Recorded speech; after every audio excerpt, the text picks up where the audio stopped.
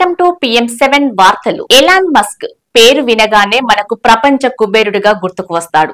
ప్రపంచంలోని బిలియనీర్ల సంపదను ట్రాక్ చేసే బ్లూంబెర్గ్ నివేదిక ప్రకారం ప్రపంచంలో మస్క్ అత్యంత ధనవంతుడు. ఆయన ప్రస్తుత నికర ఆస్తుల విలువ సుమారు $290 బిలియన్ అంటే సుమారు 24.47 లక్షల కోట్లు ఉంటుందని అంచనా. ఈ ప్రపంచ కుబేరుడు ఎలాన్ మస్క్ దక్షిణాఫ్రికాలోని ప్రిటోరియాలో జన్మించాడు. ఇంట్లో తయారు చేసిన చాక్లెట్ ఈస్టర్ ఎగ్స్ ను సోదరుడితో కలిసి ఇంటింటికి వెళ్లి అమ్మేవారు మస్క్. 12 సంవత్సరాల వయసులో తన మొదటి కంప్యూటర్ గేమ్ ను అభివృద్ధి చేయడం ద్వారా భవిష్యత్తులో తానొక మంచి పారిశ్రామికవేత్త కాగలనని నిరూపించుకున్నారు ఎలాన్ మస్క్. కానీ తన బాల్యం చాలా కష్టంగా గడిచిందని అంటుంటారు మస్క్. తల్లిదండ్రుల విడాకులు, స్కూల్లో వేధింపులతో ఇబ్బందులు ఎదుర్కొన్నారు మస్క్.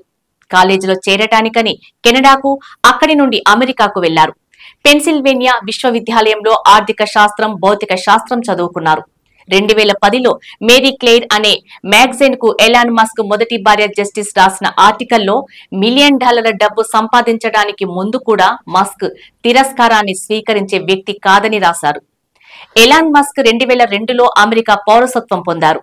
చాలా కాలం పాటు ఎలాంటి రాజకీయ పార్టీ ముద్ర పడకుండా ఉన్నారు.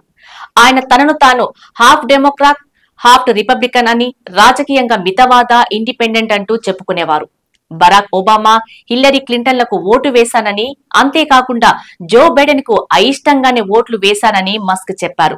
కానీ కొన్నేళ్లుగా ఆయన డొనాల్డ్ ట్రంప్ కు మద్దతిస్తూ వచ్చారు. ట్రంప్ ప్రచారానికి ప్రధాన మద్దతుదారుల్లో ఒకరిగా ఉన్నారు.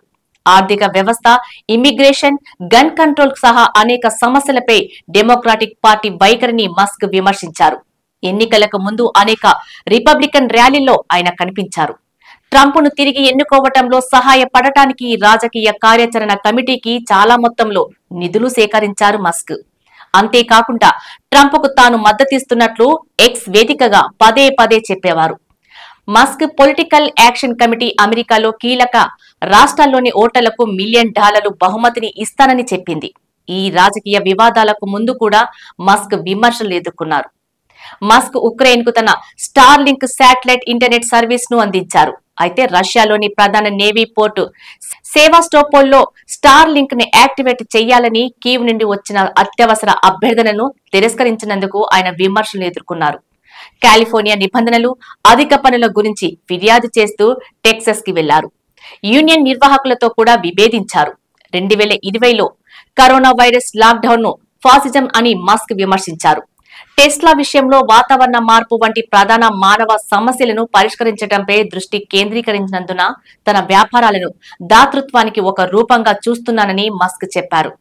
కృత్రిమ మేధపై ఆసక్తి ఉన్నప్పటికీ సూపర్ ఇంటెలిజెంట్ ఏఐలతో మానవాళి భవిష్యత్తుకు ముప్పు కలిగించే ప్రమాదం ఉందని ఆందోళన చేసే వ్యక్తిలో ఆయన ప్రముఖులు.